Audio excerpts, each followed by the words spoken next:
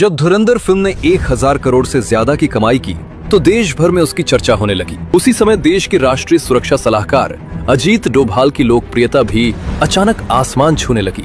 लेकिन एक तबका ऐसा भी था जिसे ये सफलता बिल्कुल पसंद नहीं आई। एक सोमवार की रात फिल्म के डायरेक्टर आदित्य धर अपनी अगली फिल्म धुरंधर 2 के कुछ सीन्स के लिए डोभाल साहब से असली ऑपरेशन की जानकारी ले रहे थे। लेकिन उसी समय दिल्ली के 5 जनपथ रोड के बाहर 2 संदिग्ध लोग पिछले कई घंटों से चक्कर काट रहे थे। उनके पास एक बैग था और उस बैग के अंदर था 1 किलो RDX। उनका प्लान साफ था, अजीत डोभाल के घर के पास पहुंचकर वो RDX फेंककर एक बड़ा धमाका करना चाहते थे। लेकिन उन्हें ये नहीं पता था कि जिस आदमी को वे निशाना बना रहे हैं वो देश का सबसे चालाक इंटेलिजेंस मास्टरमाइंड है। डोभाल साहब को इस पूरी साजिश की खबर पहले ही मिल चुकी थी। जैसे ही उनकी बाइक डोभाल के घर के पास आकर रुकी, अचानक अंधेरे से 2 मार्शल कमांडो बिजली की तरह निकले। कुछ ही सेकंड में दोनों संदिग्ध जमीन पर थे और उनका बैग कमांडो के हाथ में। लेकिन ये एक ध्यान भटकाने की चाल थी, क्योंकि असली हमला अभी होना बाकी था। अगले दिन दोपहर 2 बजे अजीत डोभाल को उन अपकमिंग अधिकारियों को संबोधित करना था जो कल देश की रक्षा करने वाले थे। साजिशकर्ताओं ने उसी ऑडिटोरियम के अंदर उन्होंने पहले ही बम फिट कर दिया था और धमाके में सिर्फ 15 घंटे बाकी थे।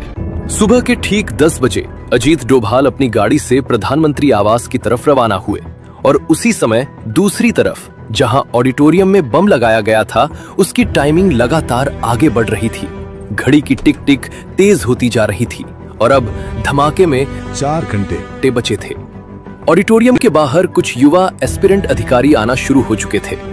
इधर अजीत डोभाल प्रधानमंत्री आवास पहुंचते हैं और प्रधानमंत्री मोदी उन्हें देखते ही कहते हैं, अजीत जी, ऑपरेशन ऑक्टोपस के बारे में पता चला? देश का हर नागरिक आपका ऋणी रहेगा।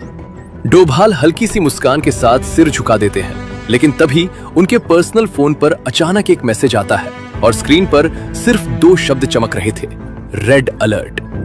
डोभाल की भौहें हल्की सी सिकुड़ जाती हैं, क्योंकि उनके इस निजी नंबर पर कोई अलर्ट नहीं आता था। इस नंबर के बारे में पूरे देश में सिर्फ एक ही व्यक्ति जानता था, गृह मंत्री अमित शाह। डोभाल तुरंत प्रधानमंत्री से जाने की अनुमति लेते हैं और बिना एक पल गवाए सीधे गृह मंत्रालय की तरफ निकल पड़ते हैं। कुछ ही देर बाद गृह मंत्रालय के अंदर एक गुप्त कमरे में सिर्फ 2 लोग बैठे थे, अमित शाह और अजीत डोभाल। अमित शाह धीमी आवाज में कहते हैं, मेरे पास अभी अभी एक मैसेज आया है। और फिर वो अपना फोन डोभाल की तरफ बढ़ाते हैं। स्क्रीन पर लिखा था, हिंदुओं, तुम सब और तुम्हारा इलाज आज से शुरू होगा। आज तुम्हारे एक बहुत बड़े गुर्गे का अंत होगा। डोभाल ने दांत भींच लिए। कमरे में